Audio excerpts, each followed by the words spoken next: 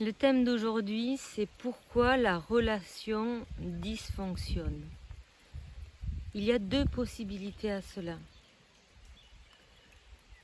Mais quand vous vous êtes rencontrés, c'est le coup de foudre. Vous vous entendez bien, vous avez les mêmes centres d'intérêt, vous avez les mêmes discussions, les mêmes façons de voir les choses. C'est absolument plaisant. Mais au fil du temps, il y a quelques petites dissonances qui se mettent en place.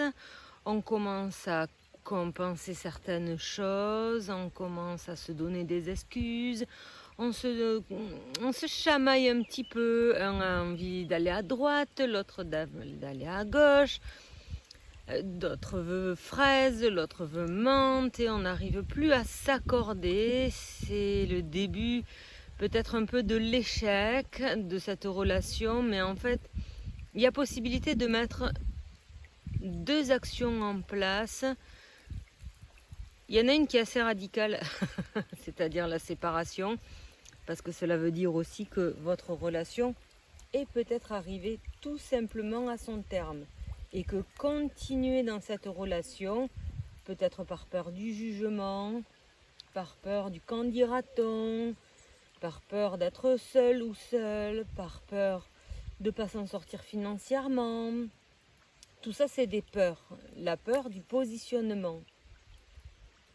Mais en fait, si la relation arrive à sa fin, l'univers, il va mettre tous les outils à votre disposition pour vous en sortir. Il n'y a pas de problème. Par contre, si vous perdurez dans cette relation, c'est l'échec, c'est la dépression, voilà, ça dépend peut-être votre degré de soumission par rapport au lâcher prise que vous demande l'univers dans cette situation.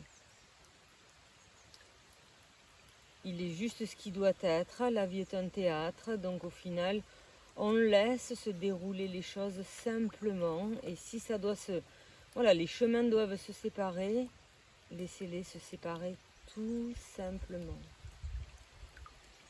C'est pas grave, il n'y a pas de faute. Vous vous êtes apporté ce qu'il y avait à apporter. Si vous avez envie de persévérer, que vous sentez que c'est comme votre âme sœur, mais on a plusieurs, on a une âme sœur, mais après on a beaucoup de points d'avancement en fait. C'est-à-dire on va rencontrer une personne qui va nous faire avancer sur quelque chose. Puis cette personne-là, hop, ça se termine. Et puis limite vous dites merci, c'est cool que ce soit terminé parce que on n'avait plus rien à s'apporter effectivement. Et boum, on tombe sur une autre personne et vous vous apportez mutuellement jusqu'à effectivement la fin de cette relation. Mais c'est ce qu'on a fait, je dirais, depuis notre enfance. On rencontre quelqu'un, boum, ça se termine parce que justement la relation, elle ne pouvait juste que se terminer. On est là pour apprendre. On est là pour vivre des aventures. Et quand deux personnes ont apporté le maximum qu'elles pouvaient s'apporter, naturellement, les choses, elles vont se séparer pour que chacune des deux personnes aille rencontrer une autre personne et qu'elle complète son apprentissage, en fait. Et donc, c'est pas un échec que de se séparer, c'est juste une suite logique, d'accord? Mais ça, c'est un effet sociétal où c'est marié jusqu'à la fin, voilà, chacun se soumet. C'est ça le problème, c'est le degré de soumission, quoi. L'univers, limite, à partir de 5-7 ans, il faudrait presque rechanger de personne. Parce que sinon, ça veut dire que presque les 5 derniers, c'est s'abîmer. Parce qu'on a peur d'être seul, parce qu'on s'est enclenché dans une entreprise, parce qu'on s'est enclenché dans une situation où les familles ont investi. Et c'est ça qui est compliqué. Après, on est là juste sur de la pseudo-morale qui détruit. Donc, laissez faire les choses. Si vous devez vous séparer, séparez-vous.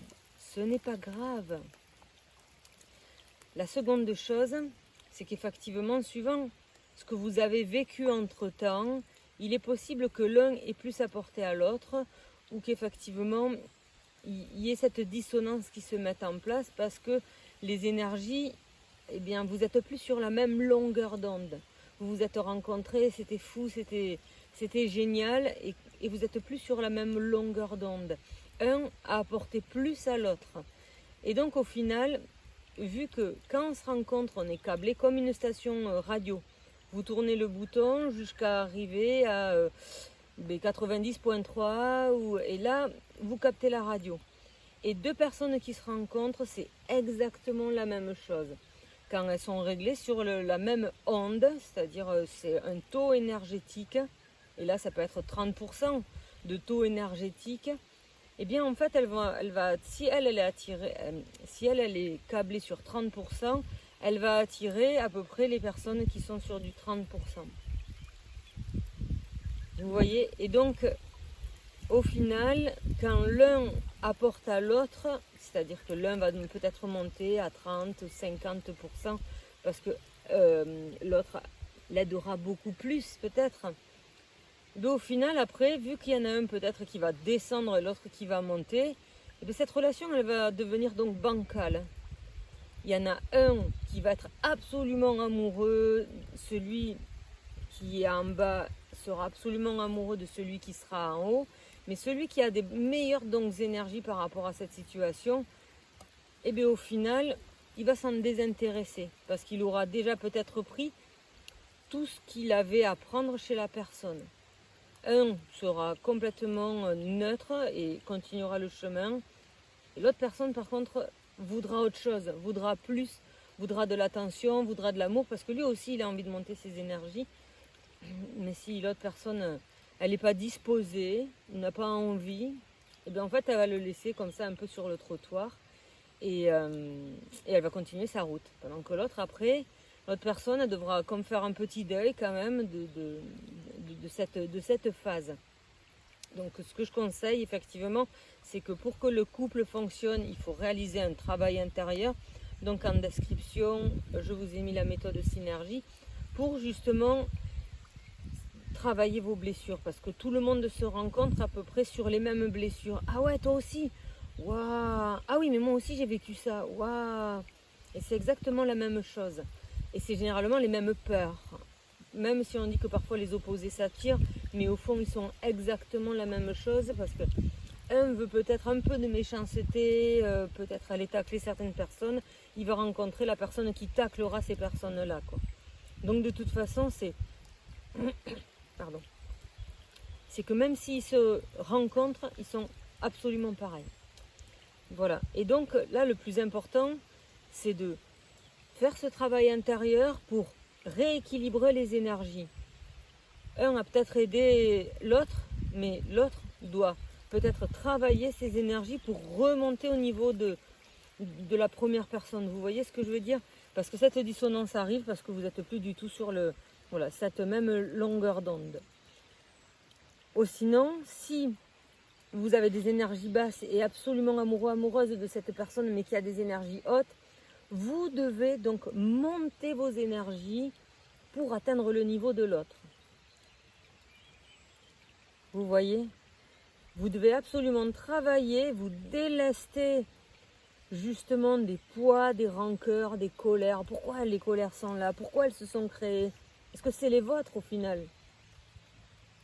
Et tout cela en fait doit se supprimer par un travail, parce que ça ne se fait pas tout seul. L'univers il attend que aide-toi, le ciel t'aidera. Et donc il attend que vous fassiez ce travail-là. Il attend que vous fassiez ce premier pas. Vous devez monter vous par de l'intention vos énergies pour que l'univers déclenche le reste. Vous voyez donc, avec la méthode synergie, vous pouvez remonter et arriver au même niveau que l'autre personne. Et là, l'autre personne, déjà, elle vous considérera, elle vous verra, et vous serez revenu sur la même longueur d'onde. Et là, seulement là, ça pourra matcher. Ou sinon, il y aura toujours un cran, un défaut, un dominera l'autre.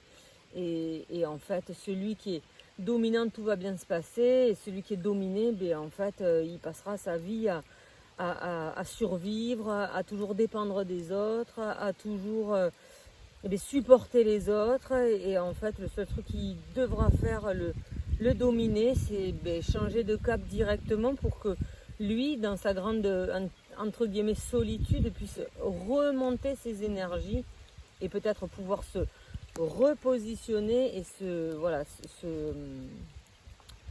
refaire voir, entre guillemets, avec de nouvelles énergies, une nouvelle prestance, je dirais manière de penser, plus d'ouverture, avec des meilleures énergies. Justement, c'est cela, quoi. C'est pour ça que justement il est très difficile de parler à quelqu'un qui a des basses énergies, parce qu'elle sera vraiment butée.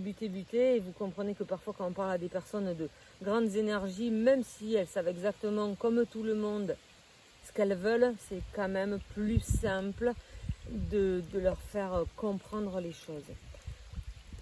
Donc revenons à nos deux possibilités. Soit la séparation, vous lâchez prise, il n'y a pas de problème, ce n'est pas un échec, c'est juste on poursuit le chemin en se respectant, c'est uniquement ça. Ne prenez pas ça pour une défaite. Ou sinon, c'est travailler vos énergies, remettez-vous sur la même onde pour que cette relation puisse perdurer un moment jusqu'à qu'il y ait le prochain clash et jusqu'à qu'il faille retravailler les énergies. C'est cela que l'univers vous demande. Donc vous pouvez aller voir au lien, faire soit cliquer ou soit faire un copier-coller si le lien ne marche pas, pour comprendre un petit peu que la seule chose qui est précieuse, là, maintenant, c'est votre vie. Alors prenez-en soin, car l'univers vous met à disposition tous les outils nécessaires pour performer dans la méthode synergie. Donc on se dit à bientôt dans la méthode synergie. Allez, bonne journée tout le monde.